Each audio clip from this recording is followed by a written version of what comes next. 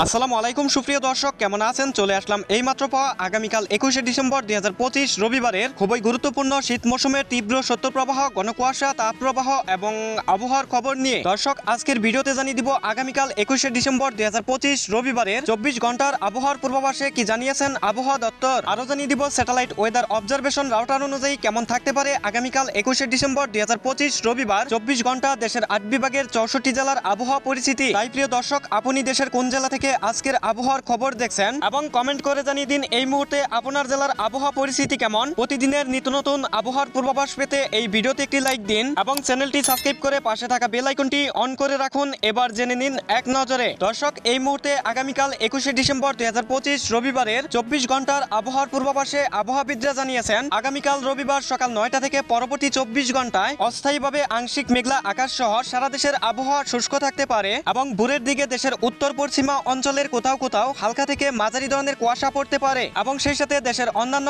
অঞ্চলের কোথাও কোথাও হালকা কুয়াশা পড়তে পারে এবং তাপমাত্রা সারা দেশে রাত ও দিনে প্রায় অপরিবর্তিত থাকতে পারে। দর্শক, এবার সরাসরি চলে আসলাম স্যাটেলাইট মেঘমালা পূর্বাভাস চিত্রে এবং এই মুহূর্তে দেখতে পাচ্ছি আগামীকাল 21শে ডিসেম্বর 2025 রবিবার ও পরবর্তী দিন সোমবার 24 থেকে 48 ঘন্টায় দেশের সবকয়টি অঞ্চলের আকাশ প্রায় পরিষ্কার থাকার সম্ভাবনা রয়েছে এবং সেই সাথে দুই এক অঞ্চলের আকাশে হালকা আবছা আবছা মেঘমালা থাকতে পারে, তবে এই মেঘ থেকে কোনো বৃষ্টিপাতের সম্ভাবনা নেই। দর্শক, এবার সরাসরি চলে আসলাম কুয়াশা প্রবাহ স্যাটেলাইট চিত্রে এবং এই মুহূর্তে দেখতে পাচ্ছি আগামীকাল 21শে ডিসেম্বর 2025 রবিবার সকালের দিকে ঢাকা, সিলেট, রংপুর, খুলনা ও বরিশাল বিভাগের কিছু কিছু অঞ্চল এবং সেই সাথে চট্টগ্রাম বিভাগের অধিকাংশ অঞ্চলে হালকা থেকে মাঝারি ধরনের কুয়াশা পড়ার সম্ভাবনা রয়েছে এবং রবিবার মধ্যরাত থেকে শেষ রাতের দিকে আসার পর দেখতে পাচ্ছি ঢাকা, বরিশাল, সিলেট, ময়মনসিংহ, রংপুর, রাজশাহী এবং খুলনা বিভাগের কিছু কিছু অঞ্চল এবং চট্টগ্রাম বিভাগের অধিকাংশ অঞ্চলে হালকা থেকে মাঝারি ধরনের কুয়াশা পড়ার সম্ভাবনা রয়েছে। দর্শক, এবার চলে আসলাম তাপ প্রবাহ স্যাটেলাইট পূর্বাভাস চিত্রে